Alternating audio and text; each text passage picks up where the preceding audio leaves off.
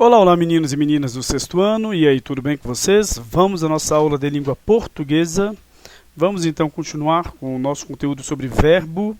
Então, no nosso livro didático, eu vou indicar a parte em que este conteúdo está no livro.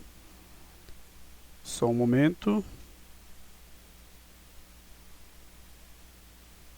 Temos aqui então, logicamente, livro didático, módulo 4, capítulo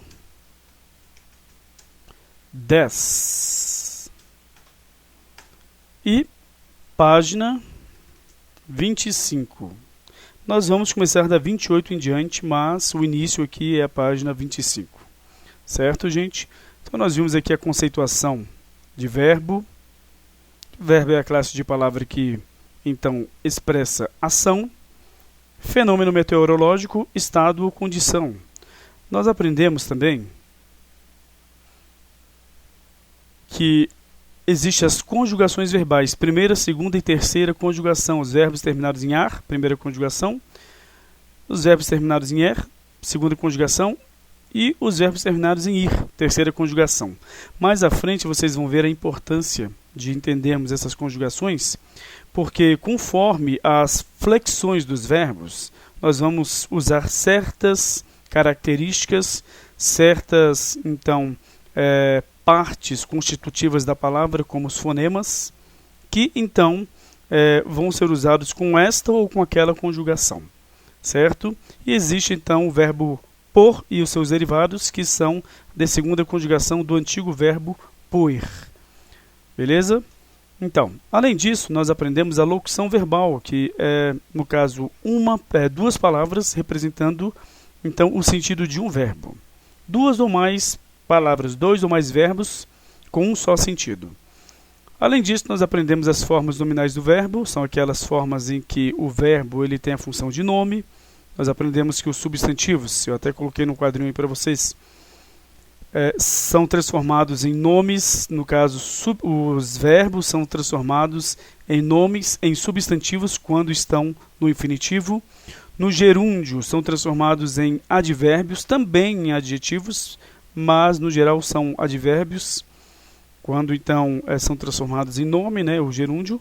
E o particípio vai ser transformado em adjetivo, certo? Beleza. Aí nós aprendemos, só um momentinho, as flexões verbais, né? Tanto as flexões no caso, está aqui a forma nominal, as formas nominais, né? E aprendemos as flexões, né? Nós aprendemos as flexões de número, pessoa, tempo e modo, certo? Nós aprendemos, então, também as flexões ligadas, logicamente, às pessoas do discurso, tanto do singular, primeira, segunda e terceira pessoas do singular, e primeira, segunda e terceira pessoas do plural. Beleza? E aprendemos que aquele que fala é a primeira pessoa, com quem se fala a segunda pessoa, e aquele ou aquilo de que se fala ou de quem se fala é a terceira pessoa. Certo? E agora nós vamos para a próxima página, em que nós vamos trabalhar, então, a conjugação dos verbos que estão, então, nos conteúdos da página passada, dos verbos combinar e faltar, em todas as pessoas do discurso. Vamos lá. Observe com atenção as flexões de cada um. Então, temos aqui, eu combinei, isso no pretérito perfeito. Tá? Tu combinaste, ele combinou. Ou ela combinou, ou você combinou. Tá? Nós combinamos, vós combinastes, e eles combinaram. Nós vamos aprender essas partezinhas aqui que estão em negrito, que são as desinências, tá? Beleza. Temos aqui faltar, eu faltei, tu faltaste, ele faltou, ou ela faltou, você faltou. Não é necessário ficar colocando ele, você, aliás, ela, você. Porque o ele não quer dizer que esteja se referindo a homens, por exemplo. Quando você fala assim, vamos colocar assim, o ser humano, ele é muito devastador. Nós estamos nos referindo tanto a homens como a mulheres, tá? Então, ele não quer dizer que esteja se referindo a um ser do sexo masculino. Assim como, por exemplo, eles, elas. Eles é um uso, então, genérico, que se refere tanto a homens como a mulheres, tá? E aí, as pessoas vieram aqui atrás de você? Várias pessoas, homens e mulheres. Sim, eles vieram. Beleza? Então, temos aqui eu faltei, tu faltaste, ele faltou, nós faltamos, vós faltastes e eles faltaram. Tu ou você? Qual é a diferença? Olha só, em algumas localidades do Brasil, como no Rio Grande do Sul, é comum o uso do pronome tu, também no Maranhão, tá? Para referir-se à pessoa com quem se fala. Em outras regiões, emprega-se o pronome você, assim como nós aqui, né? Conjugado em terceira pessoa. É um pronome que se refere à segunda pessoa com quem se fala, mas ele recebe a conjugação da terceira pessoa, gente. Então você tem aqui, ó, você, mas você faltou, olha só. Você combinou, tá? Só que você usa, apesar de estar na terceira pessoa, primeira, segunda e terceira, apesar de estar na terceira, você usa para se referir à segunda, certo? Mas o que temos aqui, olha só. Então ele emprega-se o pronome você conjugado em terceira pessoa, embora se refira à segunda pessoa do discurso. Agora o que você não pode é usar o pronome tu e não fazer a conjugação correta. Você fala assim, tu combinou.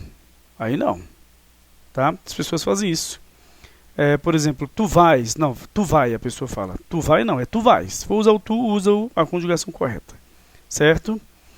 Então, é isso aí. Lógico, a linguagem é chamada de coloquial, professor. Tudo bem, mas se você continuar repetindo, quando você precisar usar a linguagem culta, em ambientes, a gente frequenta ambientes em que nós deveremos usar a linguagem culta ou a linguagem coloquial. Então você não vai conseguir usar a culta, tá? Esse que é o problema. Existem alguns tipos de linguagem que são informais, mas que não desrespeitam a regra. Existem outras que são informais e desrespeitam a regra. Se você memorizar esta, quando precisar usar a formal, você não vai usar. Beleza? Isso é normal em qualquer língua. Você tem de basicamente falar duas línguas, né, sendo a sua mesma. Então, continuando aqui, temos flexão de modo agora. Leia a tirinha a seguir. Toma, tira uma foto minha, tá bem? Claro. Acho que sentado segurando este livrão com um ar contemplativo é uma boa pose. Para que você quer uma foto assim? É que caso eu decida levar uma vida responsável, vou precisar de uma infância fictícia respeitável. Beleza? Então vamos lá.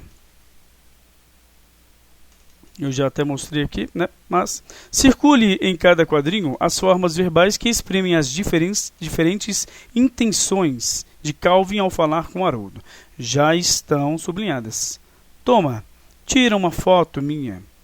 Aí temos aqui, caso eu decida, levar, vou precisar de uma locução verbal, tá? Beleza. Então as intenções dele, né? Exprime as diferentes intenções de Calvin ao falar com Haroldo. Beleza, agora vamos para B. Para pedir a Haroldo que segurasse a máquina e tirasse uma foto sua, quais verbos Calvin empregou? Então, ele usou os verbos tomar e tirar, né? Toma, tira uma foto minha, tá bem? Beleza. Agora, para expressar hipótese, possibilidade sobre uma decisão que possa tomar no futuro, quais verbos o garoto utilizou? Bom, ele utilizou os verbos, então, decidir e levar. É que caso eu decida levar uma vida responsável, é uma locução verbal, tá, gente? Mas indica hipótese, não é uma certeza. Bom, na última fala, qual a expressão Calvin empregou para indicar certeza com relação ao que disse? A expressão vou precisar. Vou precisar de uma infância fictícia, respeitável. Então, agora vamos ressignificar, conforme o conteúdo, estas frases da tirinha. As flexões verbais, que expressam as atitudes do falante em relação ao seu interlocutor, ao seu interlocutor, recebem o nome de modos verbais. Então, essas flexões verbais, né, que vão expressar essas atitudes em relação ao, no caso, interlocutor, com quem você fala, recebem o nome de modos verbais. Na língua portuguesa existem 3 modos verbais: o imperativo, o indicativo e o subjuntivo. Aí vocês têm de entender isso aqui. O imperativo ele vai expressar ordem, pedido, conselho, orientação ou súplica. Tá? O indicativo expressa uma certeza, convicção, você vai fazer. E o subjuntivo expressa incerteza, dúvida, hipótese. Beleza? Então, tranquilo. Vamos dar continuidade à nossa aula. Tá aqui. Agora, nós vimos, então, a flexão de modo, né? Vamos ver ali. Tá aqui, ó. Flexão verbal, flexão de número e pessoa, primeiro, não é? Aí nós vimos, então, aqui. Aí, agora que nós trabalhamos, nós vimos, então, uma flexão de modo, tá? Então, de número e pessoa. Agora, a flexão de modo. E agora nós vamos estudar a flexão de, no caso... Opa, essa daqui é a página que nós estamos, né? De tempo, certo? Ou seja, os tempos verbais. Nós vamos estudar, então, os tempos verbais. Temos aqui, leia os bilhetes a seguir. Caros hóspedes, saí com minha sobrinha para visitar um parente. Volto na hora do almoço. Fiquem à vontade. Tia Ambrósia. Tia, acordei tarde e a senhora já tinha saído. Vou passar o dia no laboratório. Chego no fim da tarde. Beijos, Nicolino. Então, nesses bilhetes, foram utilizados verbos flexionados em diferentes tempos verbais, que expressam passado, presente ou futuro. Escreva as flexões de modo de cada um dos verbos destacados, certo? Então, sair, passado, tá? Sair, passado, beleza. Aí temos volto, vai ser presente com valor de futuro. Fiquem. Bom, fiquem aí, nós temos então o presente também. Acordei, passado, tá? Aí nós temos aí uma locução verbal, tinha saído e vou passar, né? Então, tinha saído, passado e vou passar, futuro. Aqui, passado e aqui, futuro. E chego, chego é um presente com valor de futuro, ó. Eu chego às 10 horas da manhã, por exemplo. Eu chego no fim da tarde. Beijos. Beleza? Então, vamos colocar ali. Tá aqui, então. Então, temos aqui. Na língua portuguesa, os principais verbos, ou tempos verbais, na verdade, são pretérito, que é o passado, tá? O presente e o futuro. Beleza? Temos aqui o passado, o pretérito. Nós vamos chamar só de pretérito, tá, gente?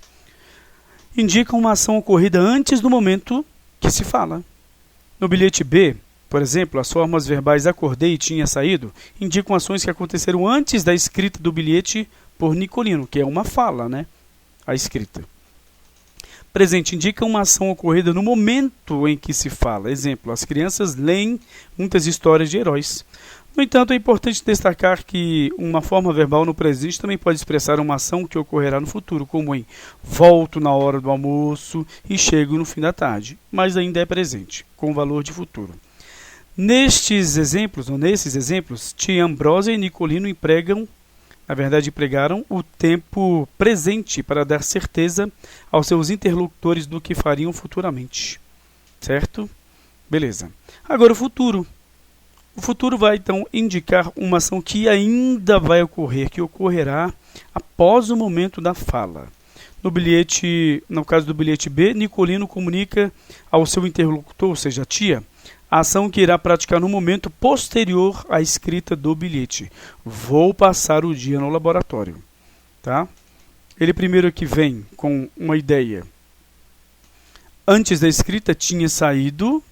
A senhora já tinha saído, eu acordei antes, então, da escrita do bilhete. Vou passar o dia no laboratório, é presente, mas com ideia do futuro. E chego, presente também com ideia do futuro. Tá?